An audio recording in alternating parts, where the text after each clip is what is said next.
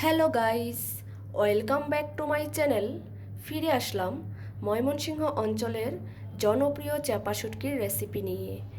আমার আজকের রেসিপিটি ফলো করে ঘরে শুধু একবার চাপা শুটকি বানিয়ে দেখুন না, সবাই কেমন হাত চেটে পুটে খায়। তাহলে চলুন শুরু করি। ফ্যানে আমি তেল দিয়ে দিয়েছি, এখন আমি দিয়ে দিব পেঁয়াজ কুচি।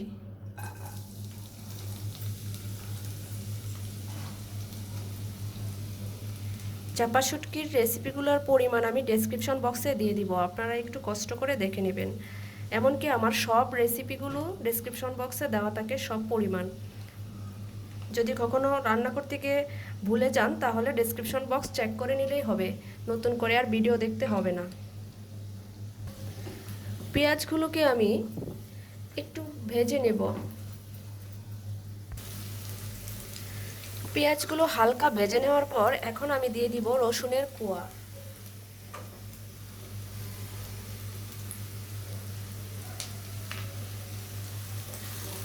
এখন পেঁয়াজ আবার রসুনকে আবার একসাথে অল্প একটু ভেজে নেব। আমি পুরো রান্নাটা ঢাকনা ছাড়াই করে নেব। এখন আমি দিয়ে দিব চাপা শুটকি।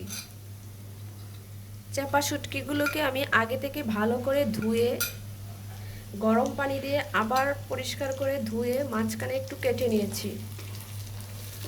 এখন আর একটু শুটকিগুলো পেঁয়াজ রসুনের সাথে ভেজে নেব। চাপা শুটকির মাথাগুলো আমি আগেই ফেলে দিয়েছি।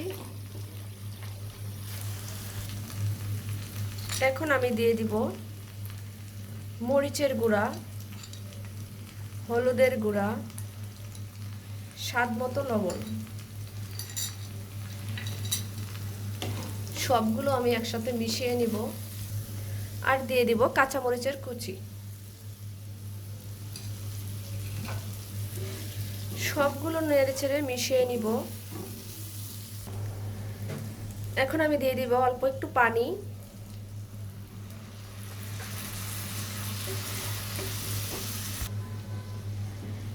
নেড়ে ছেড়ে আমি আর 2 মিনিট রান্না করে নেব। দেখুন শুটকিটা প্রায় হয়ে গেছে।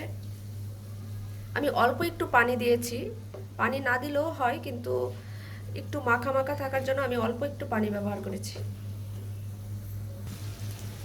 দেখুন আমার শুটকি বোনাটা হয়ে গেছে, এখন আমি চুলা থেকে নামিয়ে নেব। দেখুন রসুনগুলা কেমন গোটা গোটা হয়ে আছে, আর আমার পেঁয়াজটাও কিন্তু একদম গলে যায়নি। মুখরোচক এই দুর্দান্ত রেসিপিটি বানাতেও কিন্তু খুব বেশি সময়ের প্রয়োজন হয় না। তাহলে আজকেই বানিয়ে দেখুন, আর রেসিপিটি কেমন হয়েছে কমেন্ট বক্সে জানাবেন। আর রেসিপিটি যদি ভালো লেগে থাকে তাহলে চ্যানেলটি সাবস্ক্রাইব করে পাশে থাকা বেল আইকনটি অন করে দিন। আজকে এই পর্যন্তই, ফিরে আসবো নতুন কোনো রেসিপি নিয়ে। সেই পর্যন্ত সবাই ভালো থাকুন, সুস্থ থাকুন, ধন্যবাদ।